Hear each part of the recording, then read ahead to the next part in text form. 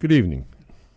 This is Bill Cooper. The name of the show is Savannah at Night, and we are on WRUU-LP Savannah, Georgia, 107.5 FM, WRUU.org. We are Savannah Soundings, community radio with global soul. And as I said, the name of the show is Savannah at Night, and I like to bring on guests that are involved in the arts in Savannah, acting, not necessarily, limited to, but acting, comedy, poetry. And tonight, my guest I'd like you to meet is Charles Snyder. Hi, Bill. Now, Charles, hi, Charles. And Charles and I acted in a few plays out in Wilmington Island. And also, Charles is an attorney in Savannah, a local attorney, and a very smart man. So I'm proud to have you on here. Always happy to be with you, Bill. Okay, Charles, let's get right into the acting part. It's, as I tell everyone, you don't step on that stage unless you love it. Of course, you're a little nervous, everyone is, but that you don't let that bother you. I know I love it. I've been doing it for 13 years now, so how long have you been loving it? Well, I first stepped onto the stage about 32 years ago, and I was living in Washington at that time, and then I was involved in the theater in Washington for about 5 years, and I came back to Savannah and basically didn't really do any acting at all for about 24 years. And one morning at the breakfast table, we were looking at the newspaper, my wife and I, and there was a notice for an audition, happened to be on Wilmington Island where we live, for a show called The Farmer's Daughter. And I said to my wife, just in passing, when I retire, maybe I'll go back and do a show like this. And she said, why don't you do it now? And I'm not sure if she's regretted that comment in the intervening years. I doubt it very much. I doubt it.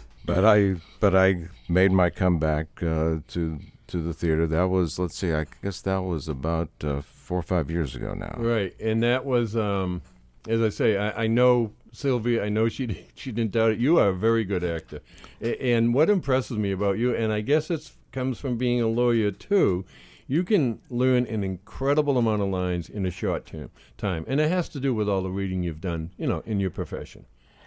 Well, it's got to be a help. Well, perhaps, but what I tell people who say, well, I would like to act, but I just couldn't learn all those lines, I tell them now, when you probably as a teenager, but maybe more recently, did you listen to the popular music on the radio? And they say yes. And I said, did you know the words to the songs? In other words, could you just sing them by yourself? Oh, yes, I knew all the popular songs back in those days. Good point. And I said, well, did you sit down with the lyrics and memorize them? And they said, oh, no, I just heard them on the radio, and they just came to me. I said, well, that's kind of the way we do it. You rehearse regularly, you go over your lines, and you hear your cue lines from the other actor. Right. It jogs your memory as to what you're supposed to say. And I'm not saying it's easy. I'm not saying I haven't had the odd time when I've had a problem with it, but that's basically how you do it. Well, you set up a procedure to learn, and everyone I know from the people I've acted with, and it's been quite a few, has their own separate procedure to learn. So if you're telling someone new that wants to know how you do it, I don't think there's one particular way, but the whole key to it is study it over and over, put as much time into it as you can until you really feel comfortable, like that's the same as your middle name, you can say it instantly. Yeah, it's repetition, and Right. You can sometimes do it by recording the lines and listen to it being played back, or you can run lines back and forth with somebody else. Some people like it one way, and some people do it a different way, but everyone finds a way that works for them if they're going to be involved in the theater.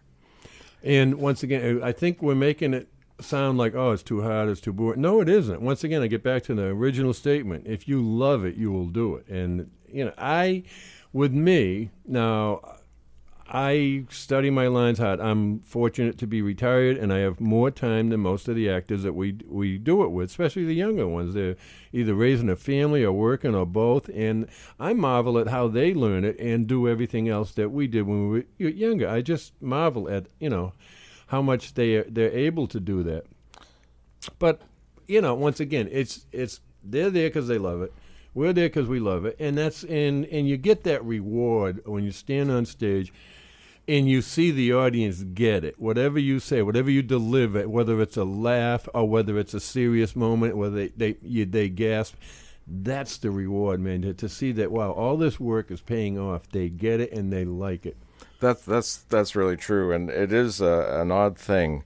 Particularly, let's say if you're doing a comedy, a show that's funny. I remember being in a show where when I was first just reading it with the other actors, I couldn't get my lines out because I was laughing so hard because the lines just seemed so funny to me. And I had to, at one point, I just had to kind of wave to one of the other actors, just pick it up here because I can't read the rest of this. But then, after several weeks of rehearsing, it was just kind of became old hat. I didn't even think it was funny anymore. But that's the other thing. Excuse me. That's the other thing too. You can get it familiar with yourself in old hat, but you can't lose that freshness of it. When you deliver it to the audience, it has to be like that's the first time you ever said it in your life. Well, that's right. And on this particular occasion, then when we actually did it for an audience and they started laughing at things, then you realize, yes, it was funny. And even sometimes there would be lines that would get a big laugh that you didn't even think were funny when you read them. I know it. Or when you rehearse them. Right. Because maybe one or two are laughing on the side, but you don't have that audience getting it, and then you have 50 or 100 people laughing, and that's kind of cool.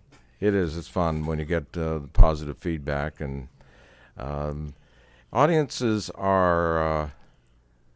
I think the audiences that we have tend to be very appreciative because they know how much goes into it. They know the time that goes into it, and they really seem to enjoy coming to the shows. This is the point I always try to make on this show, too, is there are a lot of good things going on in Savannah. We are lucky it is such an arts-oriented city. A lot of it has to do with the Savannah College of Art and Design, but they're not the only one. I mean, Armstrong is involved in the arts. Savannah State is involved in the arts. So you have a whole bunch of young people that have brought a vibrancy to this city that's incredible. And once again, I can't say it enough. If you haven't been to any of the plays in the city, haven't seen any of the comedy shows, you're doing yourself a disservice. Get in and see it. You will thank me, I don't know how many times, but you should. Anyway, it's really worth doing. Even if I'm not in a play, and I don't know anyone in it, I'll go and see it because it's into it. My wife and I love to go to it. And as what I call, and I will always call, short money. You go to a play in New York, I mean, you better bring a few bucks with you, or any definitely. big city. And I get it. Those are, paid professional, that's all they do. However, that doesn't mean the talent level is lower if you get to see amateur theater. Some of these people are just terrific, excellent, carrying it off, making it work. And so, if you haven't been to local theater and haven't seen it, you're doing yourself a disservice. Nothing you're watching on television is as good as this. I've even seen a play that was okay, but it was that much better because it was right in front of you live. You don't have to look where the camera's making you look, as in a movie or a TV. You can look at the whole stage. You can see someone that's sort of off. They're not into the conversation right now, but you can see how they stay into the play by their action, by the little, things that they're doing. They're paying attention to what's going on, and you don't catch that in a film because the film only shows you where the camera's aimed. This is, one of the nicer parts about going to a play. Well, they say that the cinema is a director's medium, whereas the stage is an actor's medium. So you really can do a lot of things on a stage play that you can't do in a movie, I think, as an actor. And many, many times, stage plays that are made into movies, the movies aren't nearly as good as the stage production was, and that's often commented on by people who've seen both versions. Right, and sometimes they just try to make it like they're recording a play. And once again, it doesn't work because you're still looking only with the camera. The people don't realize that, but you're only looking where the camera wants you to see. You're only seeing exactly that. But I always like studying the whole stage when it's on, not just the principals. I'm not ignoring them because, they're very important. But the ones that aren't principal to that scene, but they're on stage, their entrances, their exits, and how they do it and that just is so interesting to me. And it's very involving because you're there in the audience, you're there with the people who are on stage. And one friend of mine came to one of the productions that we did and brought her son, who I think was about 12 at the time, and he had never in his life seen live performances on stage. This was a total first, and basically I think he thought that everything that was ever performed in terms of acting was filmed, but so this was a revelation to him. And yet I hope he stayed with it and wanted to see more and actually became a part of it. And on that note, even if you don't want to act, these places, a lot of the plays are put on by churches or nonprofit groups and that, and they're always looking for help. Even if you don't want to act, you can help with the stage. You can help set up your sets. You just get involved with it, and you'll see how many good people you're going to meet and how many people that have really work together and have a love for this to make it work. And as I say, it gets you out of the house. Tape whatever you're watching now and then watch it later. But you will thank me for doing yourself a favor and partaking in this. And there's so much. We are lucky for a city this size to have so many things. If you get the Connect or the Do that comes in the Savannah Morning News, every single week there's a ton of things, be it music or plays or comedy. There's a ton of things in that. For a city this size, it's incredible. And it's we're lucky to live here because we love what we do. And it is true that you can get involved without having to get out on the stage yourself. I myself, during those years when I was not active in on the stage, as I mentioned earlier, at one occasion there's another church in town that puts on musicals on a fairly Asbury? Yes. Oh, and they put on great ones. And so I, unlike you, Bill, I'm not gifted in terms of being able to sing. Or I didn't say I wasn't. Where'd you hear that? No, I know you can sing, but I'm only kidding. But I wanted to be involved with it because it was a Gilbert and Sullivan production, and I really enjoy Gilbert and Sullivan, but I don't have the ability to perform in that. But I had a chance to participate in it, just helping with props. I would hand someone a sword from the wings, or I would hand somebody some other prop, right. And but I was at every performance. Most of everything you did was important to that play, just as important as the lead singing the song. It keeps the play on time, it keeps the play going, and it keeps them, in that rhythm of being able to present it. So it's very important, and it's rewarding too to be able to help these folks that just love entertaining people to do their job. And being in the wings, when the big chorus numbers would come on, I could actually sing and just hope no one could hear me. Well, I didn't, or I'd have commented on it. No, I can carry a tune if I stay in my key. If there's song, as you said earlier, the songs you like and you can sing them. Well, you think you're singing them. They may or may not be good. I don't know. But I know there's a few songs I can sing. It's my key, whatever that is. And I can make it sound decent. I've only done it karaoke and that, but believe me, I've done well. And I hate saying I've done well at karaoke. It sounds ridiculous, but I can carry a tune. I have never sung on stage, but I did. I went to a casting call, and I had to sing in it, and I brought the sheet music because they don't let you sing a cappella. So that you have to sing with a piano accompaniment. So I got a song that, a song from my era, as I say, 50s, 60s, and had the sheet music for them and that. But it was, even though it was a very good piano player, it wasn't the same sound you were used to from the records you had heard, or from the performer doing it. Sure. So it was always a little bit off. I mean, I think I did a decent job. As I said, I carried a tune, but it wasn't exactly that same sound cue that you hear when you sing a song that you've heard 1,000 times. You know exactly when Elvis Presley's going to say, "You ain't nothing but a hound dog." And it was different with the pianist. And that, once again, that's probably, I am not a trained singer by any. I just love to do it, and I love to act, and it's that simple. I had one brief experience with musical theater. When I was in Washington, I belonged to a group that put on about 6 plays a year, and I think they split more or less equally between straight plays and musicals. And one point they were putting on a musical. I got a notice of the audition, and they were auditioning a couple of non-singing parts. So I thought, well, maybe I could be in this and do one of the non-singing parts. But I got there, and the people lined up, and they, just like you said, they had someone playing the piano. They give them music, and they'd sing a song, and the director and assistant director would make notes, and they got to me and they asked me what I wanted to sing, and I said, I don't want to sing anything. I'm just here for How's that go? I don't want to sing anything. But that wasn't so bad. But then the next thing was they sent us into another room with the choreographer. Dancing? Yes. And one thing I'm very grateful for is that audition was not filmed, because that was probably the world's worst audition of all time. Now, are you a decent dancer? I can't dance. Okay, all right. So that's a huge thing. It's basically one of these things where he says, "Okay, you do this step here, you do this step there, you do this step there," and then you try, and you're not doing it alone. Fortunately, there's about 4 or 5 other people doing it, and you just try to remember what he said and try to do it, and not bump into anyone else. Right.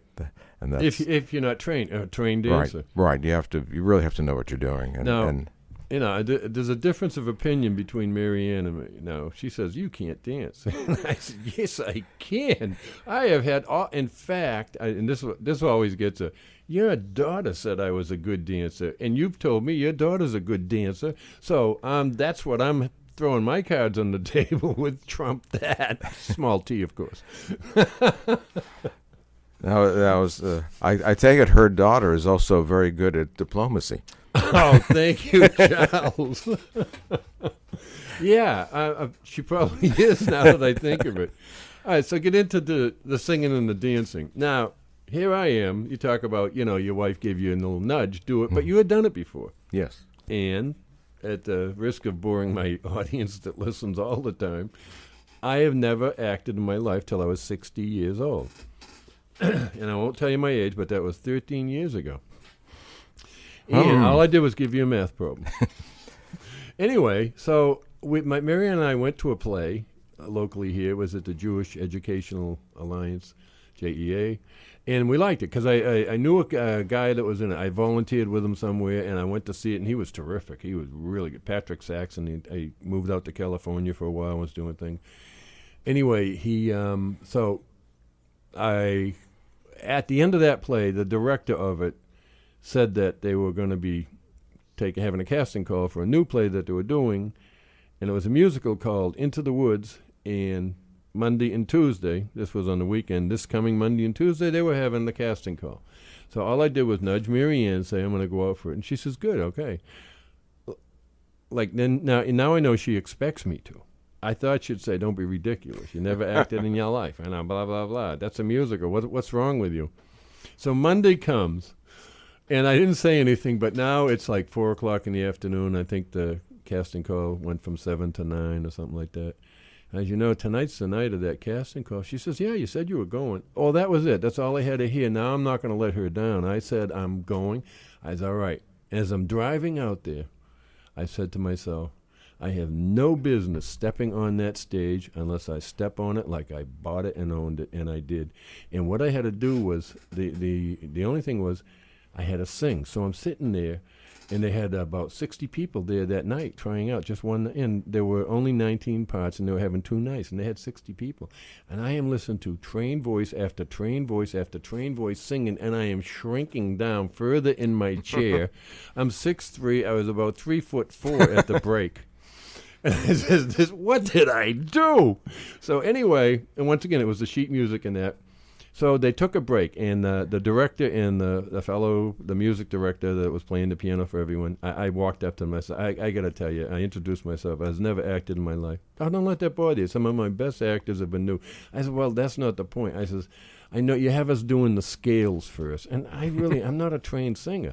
He said, would you rather do the scales after you do the singing on the stage? I said, okay. So we come back in, and I said, these singers were great. The youngest was about 8 years old. The oldest was 40, if that, maybe a little less than 40. And there I am, 60. And so I said, that's it, enough time. So I walk up on the stage, and I walked out there, and I said, how you doing, everyone? This is for the old people here. And everyone laughed because it was only me. And I belted out an old Buddy Holly song, and then I did half of it, and then cut right into another one, then in a slower beat, and it just, I knew I nailed it. It worked. And I saw the director looking at the music director, and they're kind of shaking their head. Anyway, when I come home, I said, Mary Ann, I don't care if I ever act. I had the guts to get up there and did it, and I did the best I could. So that Thursday comes, and there was back when the Sand Gnats were playing baseball in Savannah, not the Bananas, the Sand Gnats. I said, you know what? He said he'd call tonight. The game starts at 7. He isn't going to call, so I'm going to the game. So when I come home, and the game was about 10, game got over at 10, say, and I get home a little bit after 10. Mary Ann says, Bob called. Now, the only Bob I knew was the director. I mean, I just looked at her. She says, that is the only time since I've known you that nothing come out of your mouth. I couldn't get it out. And then I finally said, Bob called? Yeah, he wants you to call. He's got a part for you in the play. Oh, I could not believe it, that I just... Great. And I'm not saying it was easy, but I just went there like I belong here. And that's the difference. And it involved singing and dancing. Fortunately, I had about 6 or 7 lines. They were short lines during it, but it involved singing and dancing. Fortunately, was singing in the chorus and dancing with the chorus, because most of the time, by the end of the song we were singing, I'm just mouthing it because I forgot the words. But I was so thrilled to be up there. I was like a kid in a candy store, and that was my first time on stage. That was the introduction. That was it, and that's why we know each other now, because I nudged Mary Ann and said, I can do that. Well, I can tell you how I first started. Please. I don't know, growing up and into my 30s, I think I had only the vaguest notion of what community theater was. I think I must have known it existed, but that's about it. You hadn't been to it. Had never been to it. Yeah. And thought in terms of theater, in terms of high school and college theater, and I never got involved in high school or college theater at all. And years later, I guess I was in my mid-30s, and I had a friend I used to go to plays with. This was in Washington. I was working in Washington then, and I just happened to say, well, I really kind of regret that I never got into theater at all, never did any acting. I think that's something I would have liked to have done. And I was thinking in terms of high school and college, and that ship had long since sailed. And you hadn't acted in high school or college? Not at all. Right, me neither, obviously. But but okay. I thought this was like something you always did. No. And it was something I thought I'd never do. So sometime later, this friend of mine said that there was something in the paper about a group called The Living Stage, that they were using acting techniques to basically, not to teach you to be an actor, but to teach you or to help you to deal with life, to deal with yourself and what you could do and what you might be interested in. And it was done at Arena Stage, which is one of the leading stages in Washington. Wow. And so basically the point was, you said you wanted to do it, well, here's your chance. So I did. It was a course, I think it lasted about 6 weeks. It wasn't to teach you to go on stage. It didn't teach you acting techniques, but you did skits and you did little things to kind of find yourself, so to speak. Yeah, and that's probably a good way to do it, too. And it was a lot of fun. For someone new. And the group of us that did this course, when it was all over, we got together and had a little farewell party, and everyone was saying, well, I'd like to keep on. I'm going to do this. I'm going to do that. And most of these people were younger than I was. I felt I was kind of an old timer. I was in like 36. Right. Yeah. And but there's a difference. And There is a because they had difference, all kinds of opportunities ahead, and where I was already working in my profession, and I thought, that'd be pretty interesting to keep it going. And so I never really had noticed this before, but in the Washington paper, the Post, they have a page in the Sunday paper where they announce plays and auditions and theatrical news. And I looked in the paper, and there was an audition for a show that was being put on at a little theater in Alexandria, Virginia, just across the river, Dracula. Uh-huh. And so I called this lady who was one of the probably the best actress in the group, and said, "Why don't we audition just for the heck of it?" So the idea wasn't that we were planning to get a part in this show, but just get the experience, do the audition. That would be Yeah. kind of the topper in this after this course But that we was took. a good idea, bringing someone with you. You Right. get a little moral support for each other. Exactly, Yeah. exactly. Probably wouldn't have done it otherwise. Yeah. So we both did it, and like you, I got, it wasn't from Bob, but I got a call to come and got a part in it. They can see the enthusiasm. I think that's what they're looking for. They can tell, even if you got a few hiccups of that, they know you want to be there. I think that they can detect that.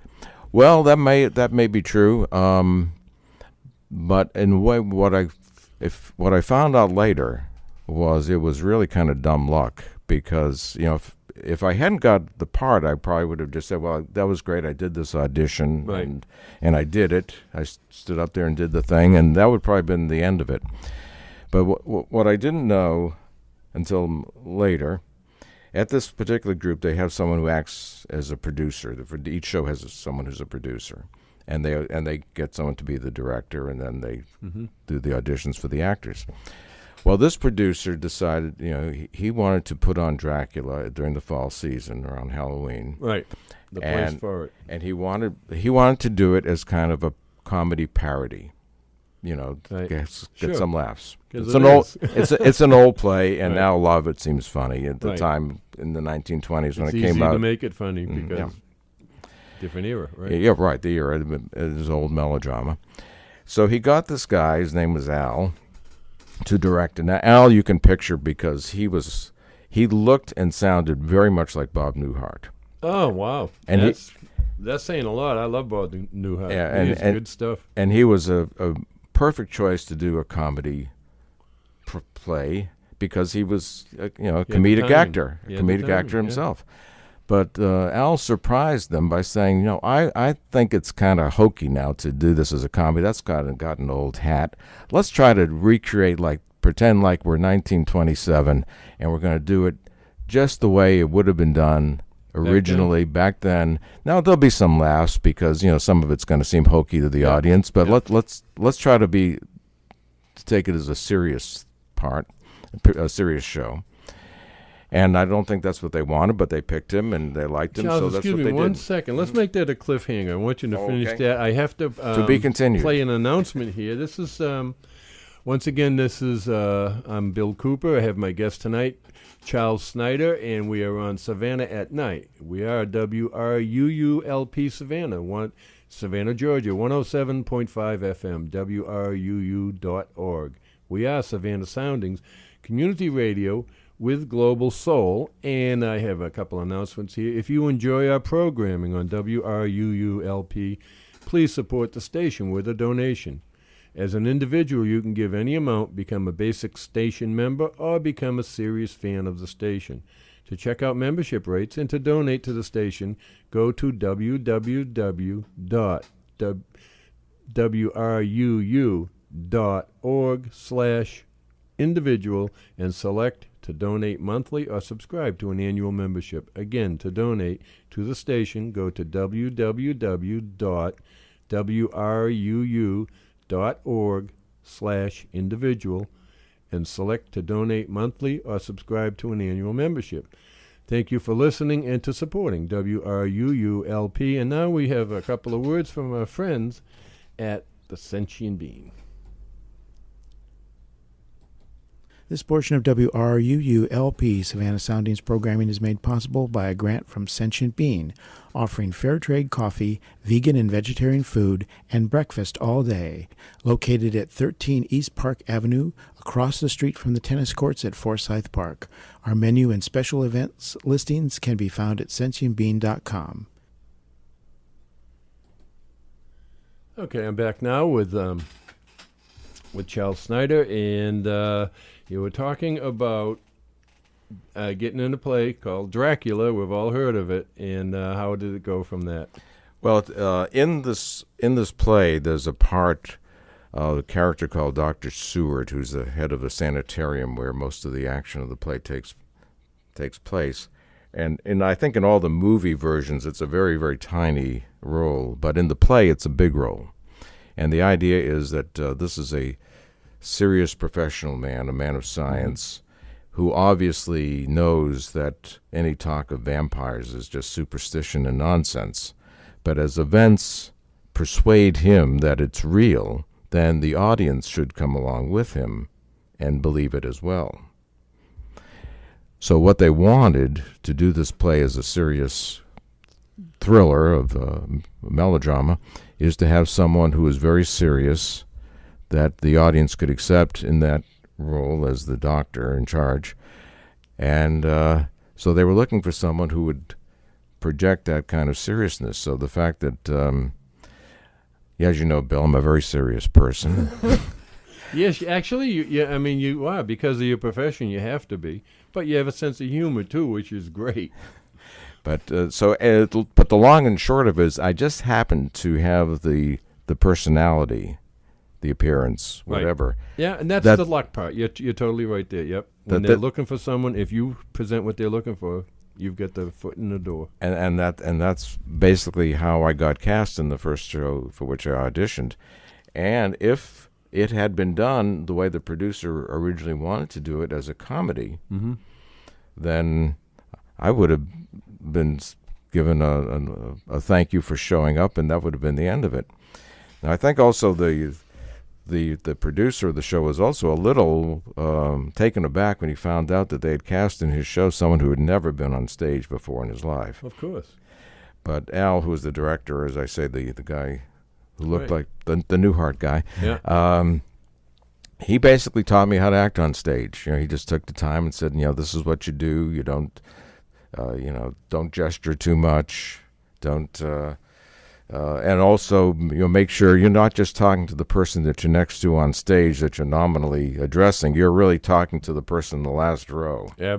Remember, Pat always said that out at the church. Right. Pat Hoffman, our longtime director. The last person, and she would sit back there, and to make sure we were projecting. Yes, very important. But that was basically, I sort of got on-the-job training.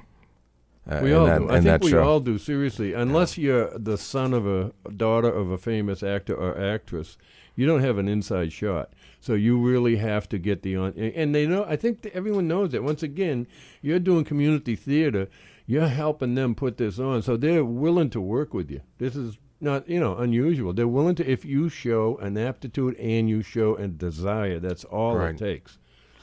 Well, they know if you're willing to work at it and to do to follow directions. So how did you do? I mean, how were the critics kind to you? Well, that's a funny thing. Actually, the critics were kind because they very kindly ignored me.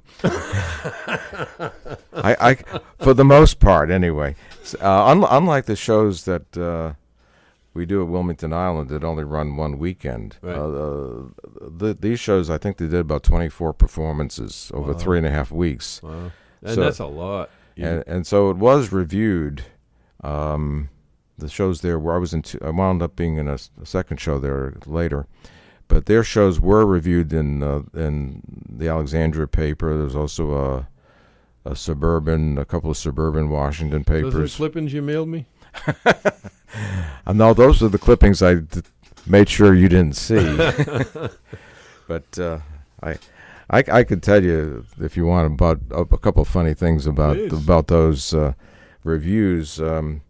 One review one paper had a reviewer who also did some acting and had auditioned for this particular show and was not cast, and so was sort of recused from doing a review, but had someone else do a review, and they did a very, very negative review. Ooh.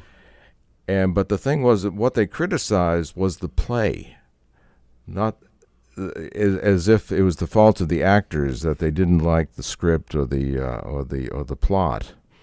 I mean, the actors have no control over that. It was a very odd situation. You know, they kept saying, like, well, you would think he would talk about this or that, and yeah, I know. And once again, critic means criticism, and it's not always kind. It's not always good. And you know, all I say is it accurate without, you know, trying to beat someone to death? Is it accurate? Is it, you know, are you don't have to hit someone over. If they're a professional ball player, professional actor, whatever, okay, you're in the top limelight. You're one of the top paid people of anyone that does anything, and you're open to the criticism. And that's, you know, I guess it's okay, but still, I never understood being mean or cruel. That's, you know, not necessary. But that just didn't sound, like the right way to do it.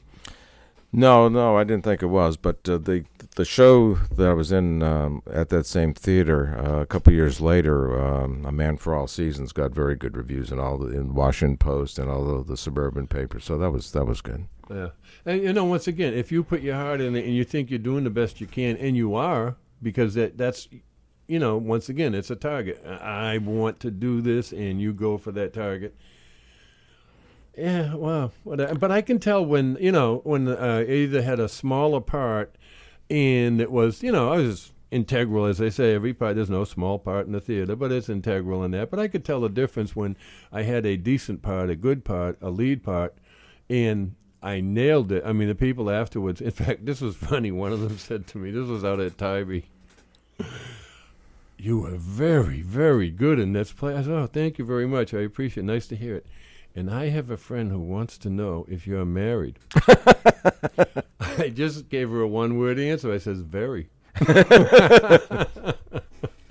But once again, it was a compliment, and I took it as that, and it makes you feel good, you know. But and people are not cruel. I mean, the audience, they don't boo you. I do stand-up comedy. You talk about putting yourself out there. Yeah, that's tough. And yet, you know, I've never been heckled. I've never been booed. I think, you know, I don't know. It might be the weapons I bring on stage with me. The backup I have with but seriously, I mean, the people around here, they realize it's local. We're not professionals, but that doesn't mean that we can't deliver. Right. You know, that's the one thing, people that say, I wouldn't go to that community theater, you are fooling yourself if you say that. There is a lot of good community theater, a lot of great local comedians, too. And I've had some on this show, and I'm very impressed by them and have been since I met them. So, you know, don't let that stop you, the fact that you never saw us on NBC at night. That doesn't mean anything. Right. There's a lot of people doing acting and very few that you'll ever hear of. Same with singers or anything else. But it doesn't mean they're not good. Well, that musical audition I went to, I was just astonished at how good some of the singers were. I mean, some of the singers were better than most of the ones you see on television. Well, they had the break. You know, once again, I call it a pyramid. There's very few at the top that we'll ever hear of. But that's a huge pyramid. And it doesn't mean that they're not talented. The rest of them aren't talented. It just means that you'll never have a chance. Not everyone can be at the top. There can't be, you know, you can't hear of everyone in the country that sings. There's 4 million of them, maybe. So, I mean, you'll never hear that, but it doesn't mean they're not talented. Well, there's a lot of people who say have great singing voices, but they may have other talents, and they're in another occupation, and they save the singing as an avocation, an outlet. And that some of them, seriously, if they have a chance, they don't want to travel. They don't want to be away from home. They don't want to be away, especially if you're married or have kids in that. You don't want to be on the road 8 months a year. I mean, you know, it sounds like fun, I guess, if you're young and, man, get away from home and travel with my buddies and have fun. And yeah, it is. I guess it's fun, and especially if you're making millions of dollars like the Rolling Stones say. But it's got to get tired, and it's got to wear on you. That's not a great life. Well, that's true, and it's there are a lot of people who prefer to have a more stable profession. As a matter of fact, that show Dracula that I was in, the guy who played the lead, that played the title role, was kind of a local celebrity there because he had been a local news anchor in Washington, and for a while he was with one of the networks as a correspondent, ABC I think it was. Anyway, one of the networks, and he got out of that and said, he just got tired of being away, being on the road covering stories. And it's not for everyone. It really isn't. I remember a neighbor of mine lived upstairs, and his sister came to visit. And I don't know, I was in my late 30s at the time, and she was around the same age too. And it just, I was talking to her. She was a nice person and interesting in that. She says, I don't have an address. I said, what do you mean? She says, I work for a company. All I do is travel for them. I have no address. I don't have an apartment to go back to. I don't have a home to go back to. And after she said that, I says, are you okay there? She says, well, yeah, I have to be. It pays very well. She's, it pays very well. But I didn't want to say anything to her or hurt her feelings or anything. I'm thinking, boy, that's got to be a tough way to live. How do you not have a place to call home, to go back to recover, to just see friends and family in that?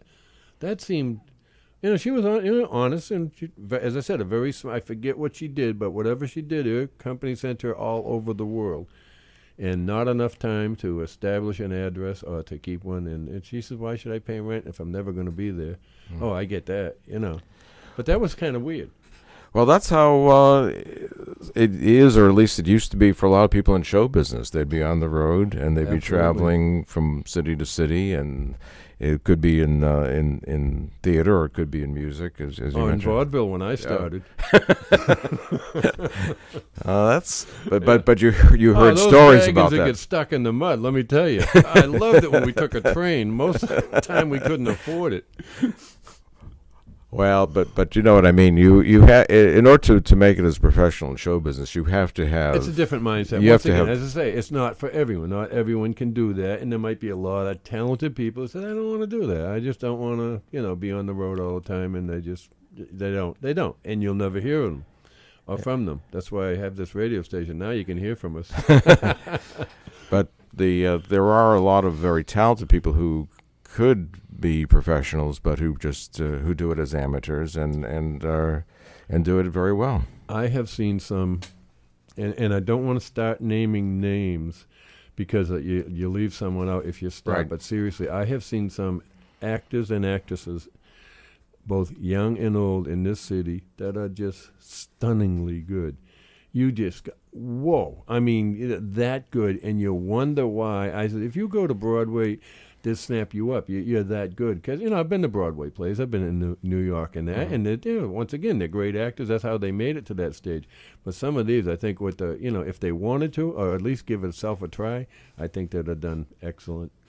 But you need the break, too. You may not, once again, you can try out for a play. If they weren't looking for someone serious, as you said, you wouldn't have got it. Right. And if they show up at the wrong time, I always say, if I go out for when a lot of films come to Savannah now, which is terrific. It's it's a real industry here in Savannah. A lot of Hollywood films are filming here because of the big tax break Georgia gave them, and it's an interesting city to film in. You got the beach, you got the downtown, the historic area. Well, if it's a historic film, if it's a film set in an earlier era, then you have the houses that would fit the time period, and that's why to build them. Right there. There's been a lot of films set in the 1800s that have been filmed here. In fact, we were in one a while back. Oh, Lizzie. Yes. Yeah, and that's funny. That was a Massachusetts film. Now, you have a Massachusetts connection, too. I'll get to that in 1 second. I just want to remind people that you're listening to Savannah at Night. I'm your host, Bill Cooper. My guest tonight is Charles Snyder. And this is WRUU-LP Savannah, Georgia, 107.5 FM, WRUU.org. We are Savannah Soundings, community radio with Global Soul. So, let's tell them a little bit about Lizzie, which hasn't been released. It hasn't been released as of yet, but I imagine it's going to be released probably around the Christmas season, I think. And that was just about a year ago that we were in it, wasn't it? A little later than a year? Yeah, in December, I think it was, last December. We had extra parts in it. We Did did. you have a speaking part in it? I did not. No, me neither. But And that bothered me because, if this isn't a Massachusetts accent, I would have been... anyway, that's the way it was. But, I mean, I was picked to be in the background. And that was fine, although I did get a little FaceTime, as they call it, when they had the courtroom scene. Because the lawyer come over and asked me for a piece of paper. He threw that in himself, the one that was playing the lawyer, just to get me FaceTime. I mean, he's just a nice guy. I forget his name, but he's a known actor, and he did that. I thought that was pretty decent because he saw it time after time, take after take. I'm sitting there, and I just got to tell you, for 2 days shoot, I was so sick. I was coming down with the flu or something. I was absolutely forcing myself to be there. And the first day was about 14-hour shoot out west of here. And then, the second day was thankfully only an 8-hour shoot. But I barely made it home. I was just feeling as bad. But you make a commitment, you keep it. you were a trooper. I couldn't tell there was anything wrong with you. Well, and I guess I always look sick. No. No, but I mean, but anyway, the story was, and I don't know, I didn't sign anything saying I won't talk about it, but the story's about Lizzie Borden, Right. the one from Fall River that killed her father. Oh, well, okay. I don't even want to put a spoiler out there. All I want to say, she was accused of killing her father and stepmother. That's all I'll say about that part. But it was, a story that people know today, even before this movie comes out. People have heard of Lizzie Borden. Yes. Well, I guess we shouldn't give away the punchline then. No, we can't. Yeah, we can't even say the poem. No, I don't. All I'm saying is that we're right. We were in that, and that's hard work. Doing extra work. It's hard work because it's take after take after take. Yeah, it is amazing how long it can take to shoot what would probably be a very brief scene in the finished version, because they do it over and over from different angles and change different things. And never been on a movie set can't understand the time it takes. I remember one film I was in, and it took 8 hours to film me saying one word, but that one word made me SAG eligible. Because it was a union Screen film. Actors Guild. Yep, Screen Actors Guild eligible. That one word, I was in a jail. Stop laughing. I was in a prison. It was at the turn of the 20th century, and it was, I'm holding the bars, and an old friend I hadn't seen for years and years and years comes down the hall singing, and I couldn't believe it was him, and his name was Winston. That was my one word, Winston. And every time I did that, the director, who was standing behind the cameraman, it was close quarters. It was actually an old jail. It was a beautiful location. It was an actual old jail that was built and used as a jail and is now a museum. And every time I did it to what she wanted, I could see her pump her fist, and not say anything, and have a big smile on her face. And I'm saying, that's it. Nailed it. They're done shooting. No, let's get a few more, just for safety. A few more was 3 hours later, and 4 hours later. It was crazy. But as I say, if you've never been in a movie set, you have no idea how long it takes to do it. And there's different reasons for it. Sometimes maybe someone behind you wasn't in the right place. Maybe the shadow had changed. Maybe the lighting isn't right. There's 100 reasons why they keep doing that, because they want the best possible one when they're done. When they go to edit them, they want to choose from the best. Yeah, I think it's just so that when they do the editing, they can have whatever it is that they need to fit in with whatever else they're keeping. And that's good. That's what takes the longest time on a film. Is not filming it, it's the editing, because they have so many shots to look through, and they have to make the editor has to make the director and the producer happy, and it's just one of those things. It's a long, drawn-out process. When you see a film, any film, you don't realize the work that has gone into that. You got to say, I could make a film. I could, walk around with my iPhone and make a film in half an hour. Well, good luck. And it will look it. Yeah, well, that's why, as I said earlier, really, the movies are the director's medium. They gather all these shots together, and they have it edited. They're calling them.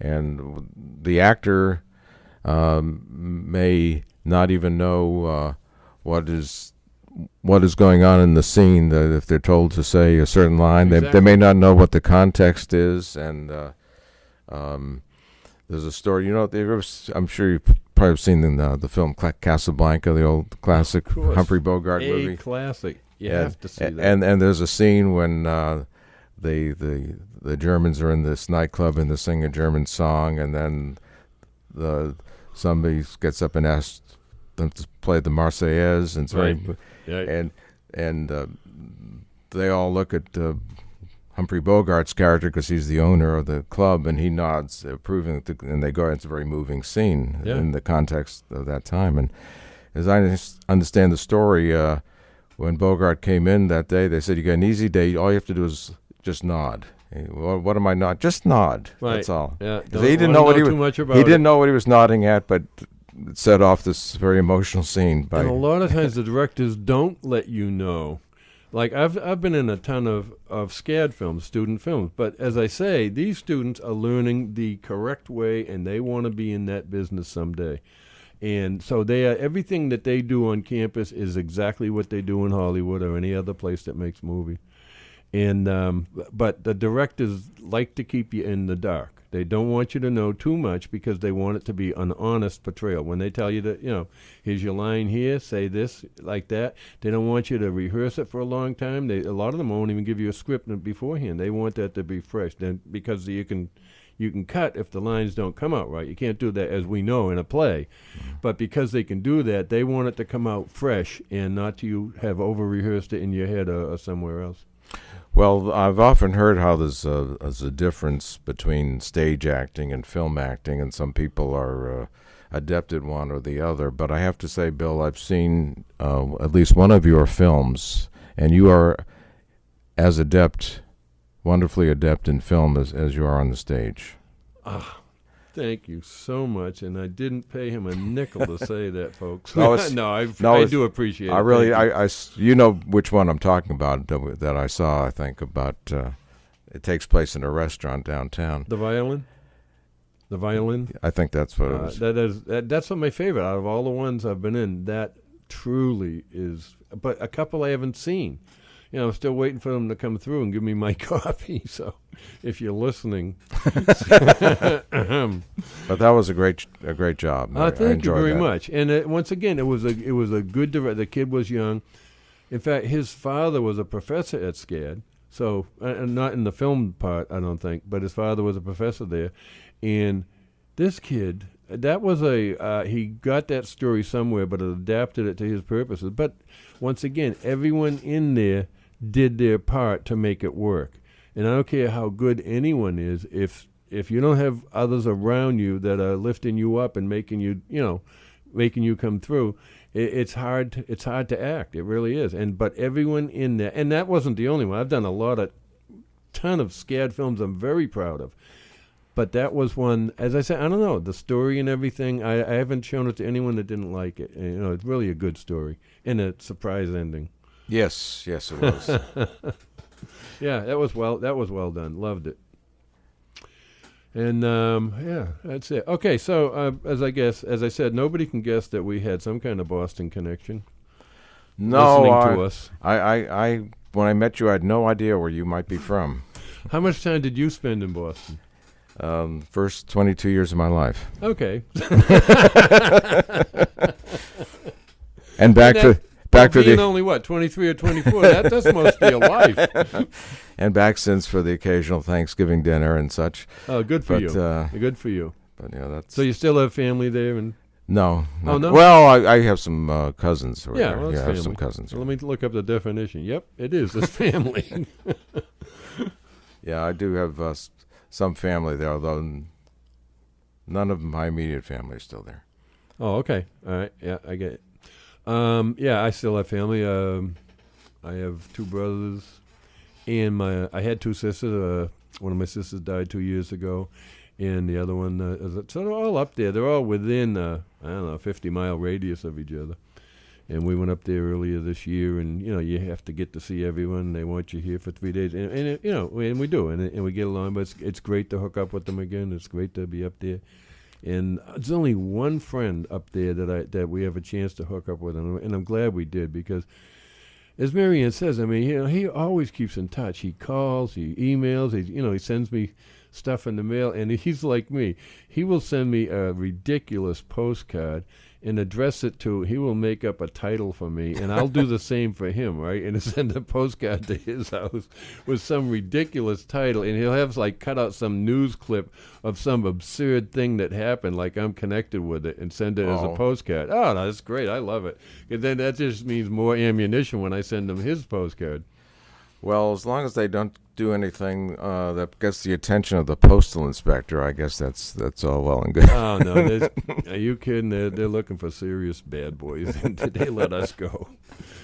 But, so what I'll do, I'll give him a title. It'll be, his name is John Grimes. I'll be U.S. Senator John Grimes, retired. And then I'll clip out something from the paper that is about the Savannah bananas or something, or just a headline of it, and then just send it to him. And he's got to get a laugh from it, because he'll do the same thing to me. And we've been doing that. I've been retired 25 years, so I mean, we've still been keeping I know what I call it, helping my pension. Every time I buy a stamp, man, that helps my pension. Ah, yes, I see. Like one time, my son sent me a Christmas gift. He was in the Army at the time, and he says, and it's coming the big brown truck, Dad. I said, you sent me something UPS? He's, yeah, the big brown truck. I said, at that time I was still working. I said, they're not paying me a nickel. I work for the post office. And he would laugh about it, and he would do it on purpose, send it UPS. Anyway, I thought it was funny because they were competing with each other, and I didn't work for UPS. I have nothing against the company. Sure, it's a fine company. However, I didn't work for them. Don't you send my gift through them. Send it through the post office. You got to take care of those who take care of you. That's what it is. Once again, if my neighbor's house was on fire the same time mine is, guess where the hose is going to be trained? And I love my neighbor, no problem with them. But when my fire's out, you can use the hose, absolutely. Because Marianne doesn't live over there. I better put this one out first. Well, you have to have priorities, but absolutely. But as far as the UPS and the post office, I think the competition helped both. Well, actually, it did. And they actually teamed up with them in FedEx and that, and they actually work with each other now instead of just fighting each other. Because especially with people ordering stuff online now, there's a ton of packages to deliver, and they're all benefiting by it. Well, that's something else you and I have in common, Bill, because after my senior year in high school, I had a summer job at the post office in Logan. I remember reading about it. At Logan Airport. Oh, at the airport. Oh, yes. That's a great place to work. Yeah. Yeah, if you like noise. Well... No, that was the airport. That was a busy place, wasn't it? Yes, and back in those days, the most baseball games, at least during the week, were day games, and so I got to hear more ball games that summer on the radio than any other summer of my life. Oh, quick story. My father worked in the post office, right? So it's in the family. Now, and my sister did. So anyway. Really? He was, during the 1946 World Series, Cardinals-Red Sox, he was working, and there was a special delivery letter going to Tom Yawkey, who owned the Red Sox. And he's working there, and he says, hey, I'll bring it over to the stadium. They said, sure. And he says, this is even better. It's 5 cents postage due. So he goes over to the stadium, goes up to the guy selling tickets. I got a letter for Tom Yawkey, special delivery. Got to let me through. So he goes all the way up to his box up top. And he was sitting there with all the big wheels of the Red Sox. And he says, I had a special delivery letter, but if it was 5 or 6 cents postage due. And everyone knew, I don't have any change. I don't have any changes. I'll tell you what, I'll pay for it if you let me stay and watch the game. They said, sure. Can I call my boss and tell him I won't be back? Sure. He used the phone, and he says he got to see a Red Sox World Series game for 6 cents. I think that's probably a record. That is a record. Well, Charles, this has really been a pleasure having you here and talking with you, and I just want you to know that I would love to have you again sometime, and, we'll do it again. I'm sure there's 1,000 other things we never covered. I enjoyed it, Bill. Thank you very much. Yeah, and that's my friend, Charles Snyder, and... As I said, he's an attorney here in Savannah, a local attorney, and this is Bill Cooper. The name of the show has been Savannah at Night, and we are on WRUU-LP, Savannah, Georgia, 107.5 FM, WRUU.org. We are Savannah Soundings, community radio with global soul.